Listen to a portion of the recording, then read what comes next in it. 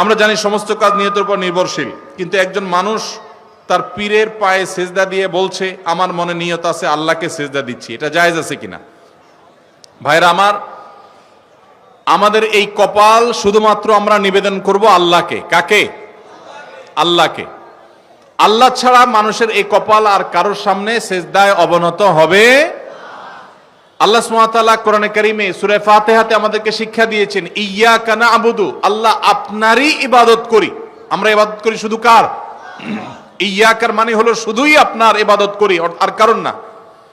অতএব ইবাদত শুধু আল্লাহর হতে হবে। কেউ যদি পীরকে সেজদা করে নিয়ত করে যে নিয়ত আল্লাহর, দিচ্ছি পীরের দিকে ফিরায়া, তাহলে সেও মুশরিকদের মধ্যে গণ্য হবে। এই নিয়তের কারণে সে শিরক থেকে বের হবে না, কারণ সে মূলত তার পীরকেই সেজদা নিবেদন করছে। এখানে তার নিয়ত ধর্তব্য হবে না, সে মূলত শিরকে আকবরে লিপ্ত হয়েছে। আল্লাহ ছাড়া আর কাউকে সেজদা করা যদি জায়েজ হতো, তাহলে মুহাম্মদ সাল্লাল্লাহু আলাইহি সাল্লামকে সাহাবায়ে কেরাম সবার আগে সেজদা করতেন।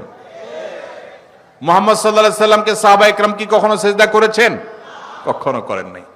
আপনি বলবেন আদম আলাইহিস সালামকে ফেরেশতারা সেজদা করেছে, যে আদম আলাইহিস সালাতু ওয়াস সালামের সময়কার যে শরিয়া ছিল, সেই শরিয়াতে শুধুমাত্র এই তাহিয়ার সেজদা এটা তার জন্য খাস ছিল। এটা একটা। পরবর্তীতে আমাদের নবী সাল্লাল্লাহু আলাইহি সাল্লামের শরীয়তে এটা জায়েজ নাই। জায়েজ হলে মুহাম্মদ সাল্লাল্লাহু আলাইহি সাল্লামকে সাহাবীরা সেজদা করতেন। আরো আদম আলাইহিস সালামের সেই সেজদা নিয়ে আরো নানাবিধ ব্যাখ্যা আছে, মুফাসসিরদের নানাবিধ উক্তি আছে, বক্তব্য আছে। মুহাম্মদ সাল্লাল্লাহু আলাইহি সাল্লামকে যদি সাহাবায়ে কেরাম সেজদা করার কোনো জাল হাদিসে না পাওয়া যায়, তাহলে আপনার পীরকে সেজদা পাওয়ার জন্য? সাহাবায়ে কেরাম মুহাম্মদ সাল্লাল্লাহু আলাইহি সাল্লামকে সেজদা করে আল্লাহকে নিয়ত করতে পারতেন, সেটা তো তারা করেন নাই। তাহলে আপনাকে এটা কে শিখাইছে? শয়তান শিখাইছে। কে শিখাইছে? আল্লাহ তাআলা আমাদের ভাইদেরকে হেদায়েত নসিব করুন। যারা শিরকে লিপ্ত আছে, আল্লাহ তাআলা তাদেরকে তাওহীদে আসার তৌফিক নসিব করুন।